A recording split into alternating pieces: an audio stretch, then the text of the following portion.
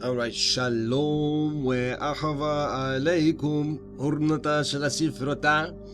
And we are back with part 3 of this series on the Gemara from Mesechta Shabbos, dealing in the passage we recite in the Shachris, in the morning prayer of Torah blessings, right? So what we basically have is all of the requirements within the Gemara, the actual requirements, no like explanation at the top yet. We're gonna get to that. But the actual requirements for practicality purposes, one subpar reason I feel like people don't have attention span, but number two, because that's the most important thing you could take home, right? And so these 10 principles are not really known throughout the passage because there's no commas.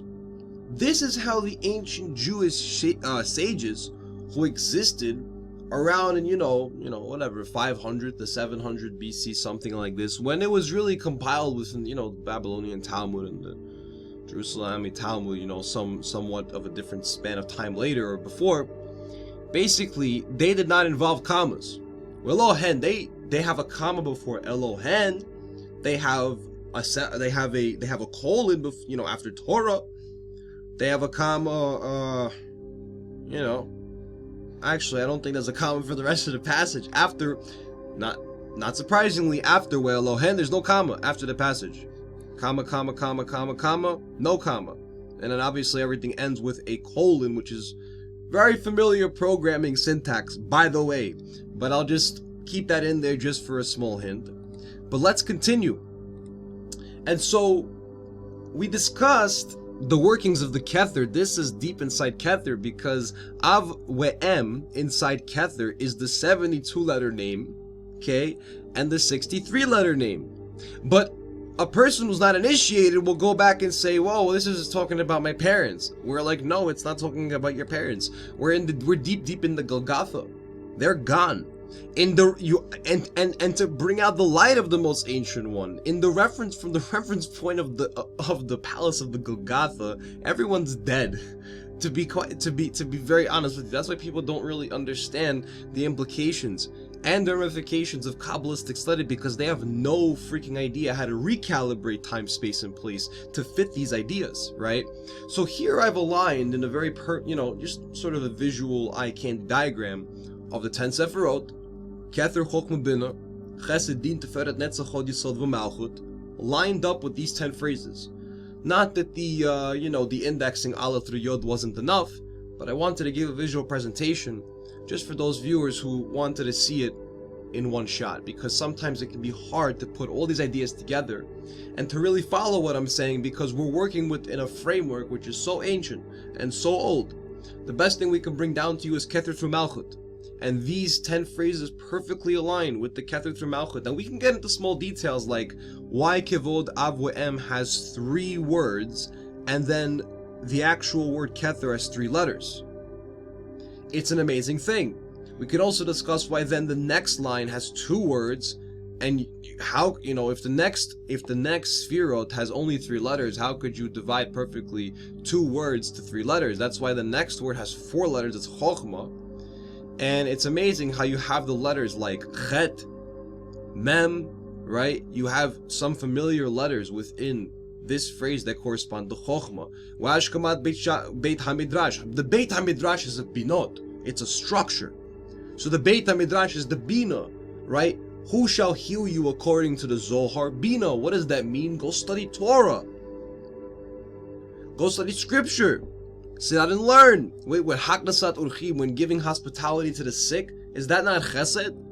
That's big chesed. That's big loving kindness, okay? Uvikor cholim, right?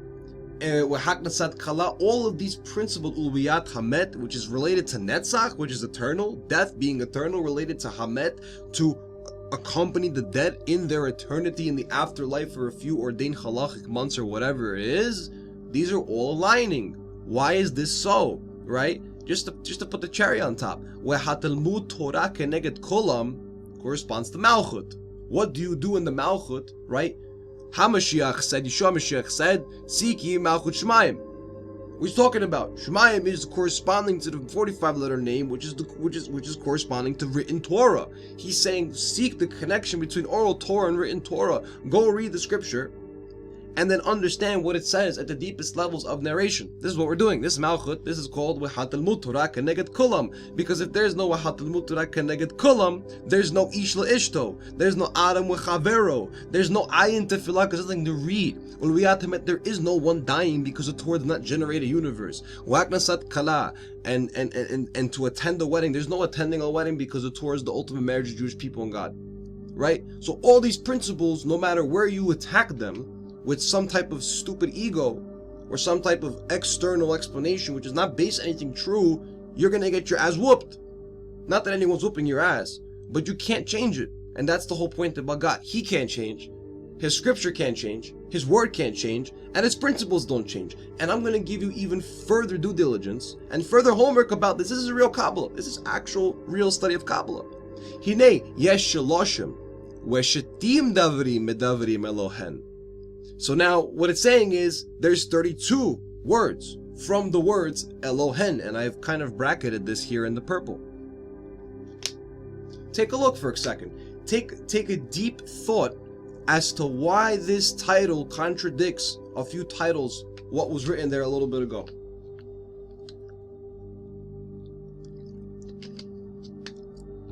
Are you paying attention is the question.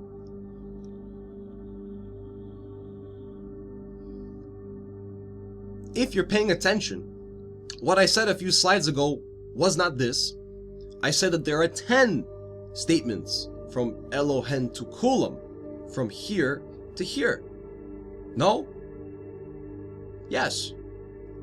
Right? So there's 10 statements. Hinei yesh aser davrim medavrim Elohen.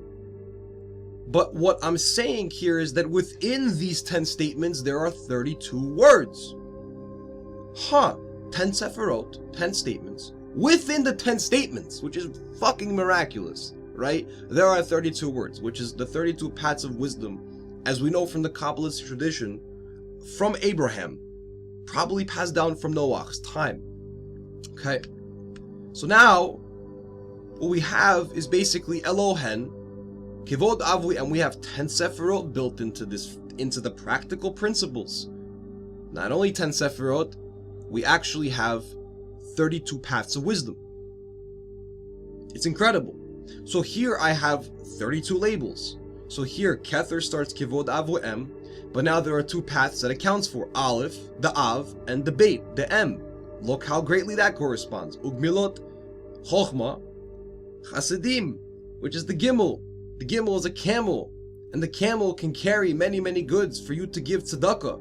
Ugmilot Chasidim. We have technology, we have ways to travel, we can give to the world, we should do so, etc, etc, etc, all the way down to Tav. Here's where Malchut is. This is the sentence for Malchut, if you remember, with Talmud Torah Keneged Kulam. And you know, the alphabet fills in every other space non-coincidentally without any spaces. Reish, Shin, Tav.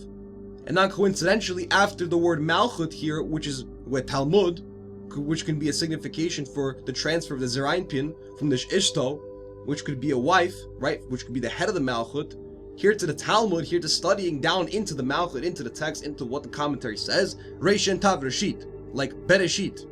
Interesting, right? With Torah Keneged Kulam. So there are 32 words now, which represent 32 paths of wisdom, which are encoded within 10 phrases, which mirror 10 Sephirot. This is all included within the Siddur.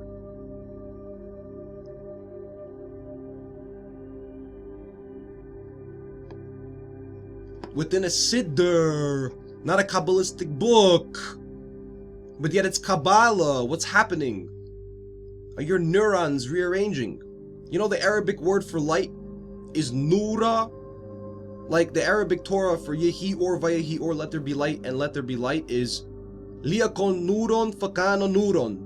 Neuron sounds like neuron. Neuron is a brain cell. So the first 2 things that were created by phonetic understanding are 2 fucking brain cells. If you have 2 fucking brain cells, you could look at this and understand that the men who wrote his word is writing. They were sequencing, they were coding to fit 32 words within 10 phrases, coded after Elohen, which indicates an opening of a list, basically, grammatically. is fucking miraculous. But not only that, we go deeper. And now we're going to analyze the very top portion of this passage. And I saved this for a little bit later for a reason.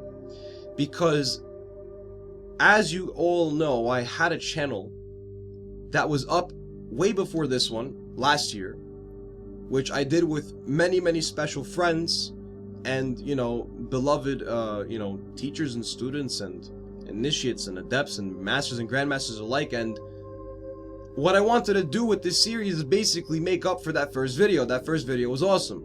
I enjoyed it. Everyone seemed to like it. So now I'm going to take a lot of concepts from that video and I'm going to include them, and I'm going to show you how to exegetically extract, kabbalistically extract the same wisdom, especially pertaining to genetics and all the good stuff people like, from this passage. And understand that this is the kether. What I'm going to go into here is the kether. Very deep shit. If you can't handle it, fuck out. But if you can stay, if you can absorb the wisdom, you're going to get very, very ridiculously concise understanding about how these passages work. And understand that if this is the kether, what I'm going to explain to you here, most likely further in the next video, then the chokhmah must be after Elohen. Is the chokhmah after Elohen? Yeah, there's 32 words in 10 Sephiroth. One is chokhmah, one is chokhmah. You could even say one is bina, being the letters, 22 letters, but that's even deeper. Are you understanding where we're going? We're gonna get deep. We're not done. But I hope to see you all in the next video. Well, I really hope you all watch the next video. And with that being said, Anochi hurnota shel sifrota ve'ani dabarti aleikim shalom ve'sela. Amen.